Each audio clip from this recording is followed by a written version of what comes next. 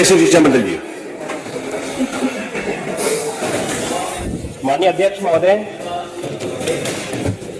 प्रदेश के परिषदीय विद्यालयों में अध्यापकों के 5,80,084 पद सृजित हैं। चलिए उत्तर पड़ा हुआ मान लिया, क्योंकि सबके डिवाइस पर है, आप उसके पर वो ले लीजिए, अनुपूरक पूछ लीजिए।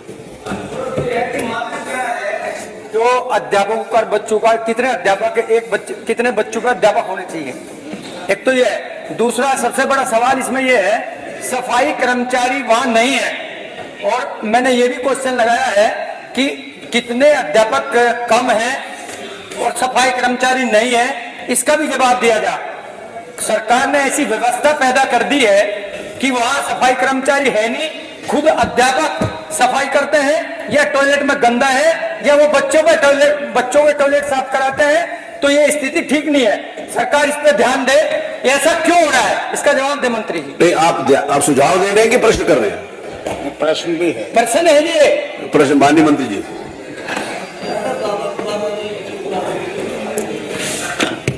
माननीय अध्यक्ष महोदय, जो माननीय सदस्य ने प्रश्न उठाया कि छात्र और शिक्षक के बीच में जो अनुपात होना चाहिए, वो पीटीआर जो होता है प्राइमरी में 30 बच्चों पे एक शिक्षक का होता है, और अपर प्राइमरी में वो 35 बच्चों पे एक शिक्षक का होता है।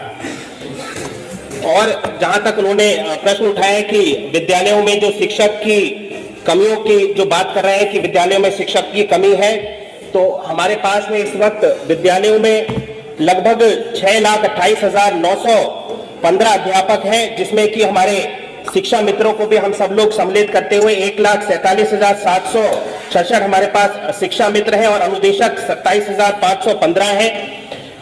और जहां तक सफाई कर्मियों की अभी यहाँ पे बात करी, तो विद्यालयों में अलग से सफाई कर्मियों के लिए व्यवस्था नहीं होती है। जो गांव में सफाई कर्मचारी नियुक्त होते हैं, उन्हीं के माध्यम से विद्यालयों में जो सफाई का कार्य है उसको कराया जाता है। मैं एक वो जो अनुपात दिया है उसके एक लिस्ट आपको बता रहा हूँ। मेरे शामली डिस्ट्रिक्ट में ऐसे गांव है, एक रामपुर खेड़ी गांव है, छात्र हैं 162, मास्टर हैं 2।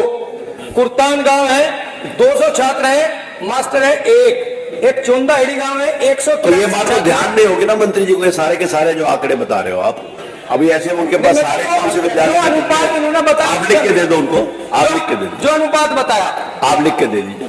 माननीय अध्यक्ष,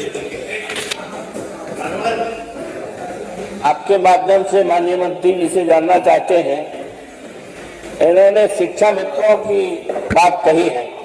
हम जानना चाहते हैं कि इस प्रदेश में कितने शिक्षा मित्र हैं, क्या इनको सरकार शिक्षक के रूप में, जैसा कि हमारी सरकार में जब माननीय अखिलेश जी मुख्यमंत्री थे किया गया था, तो उस दिशा में सरकार विचार करेगी?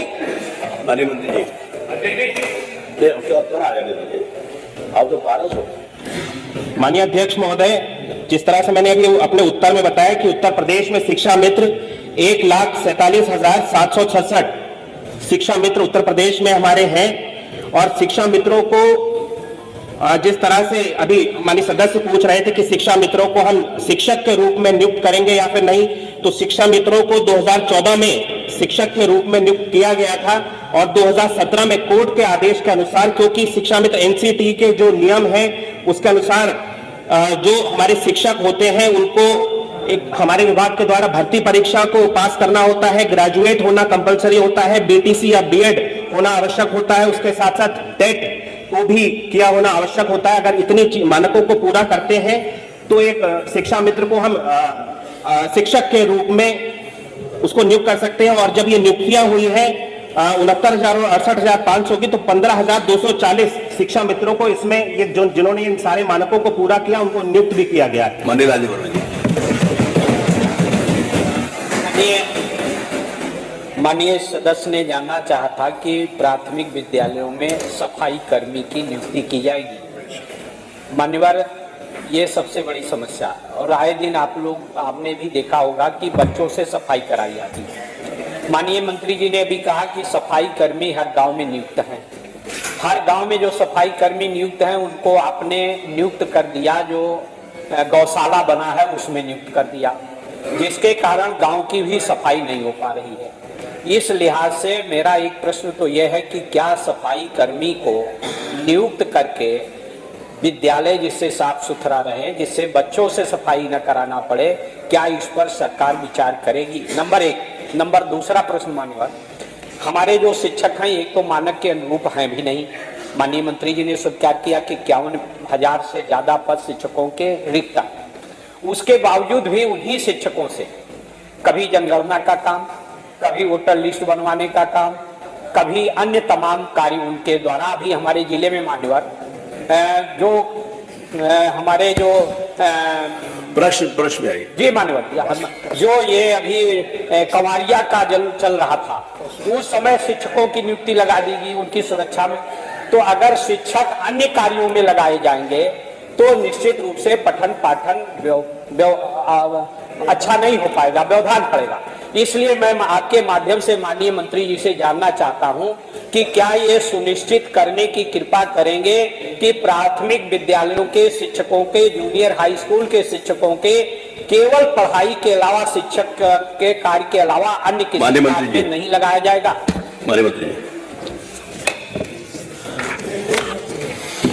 माननीय अध्यक्ष महोदय, जहाँ तक माननीय सदस्य ने सफाई कर्मियों के बारे में प्रश्न किया, तो सफाई कर्मियों की जो व्यवस्था है आज विद्यालयों की, अगर हम परिषदीय विद्यालयों की स्थिति देखें तो हमारे परिषदीय विद्यालय आज बहुत बेहतर स्थिति में है और सफाई कर्मचारियों की अलग से विद्यालय में नियुक्त करने की कोई व्यवस्था नहीं है। जो ग्राम में सफाई कर्मचारी नियुक्त है उन्हीं के माध्यम से ये सारे काम को कराए जाने की व्यवस्था बनाई गई है। माननीय सदस्य ने दूसरा प्रश्न उठाया था शिक्षकों को अन्य कार्य में लगाने में, शिक्षकों के अन्य कार्यों को लेकर के। तो मुझे लगता है कि शिक्षकों के द्वारा पुराने समय में अन्य कार्यों को जिस तरह से उनके द्वारा काम कराए जाते थे, आज की व्यवस्था में इन सारी चीजों को समाप्त कर दिया गया है।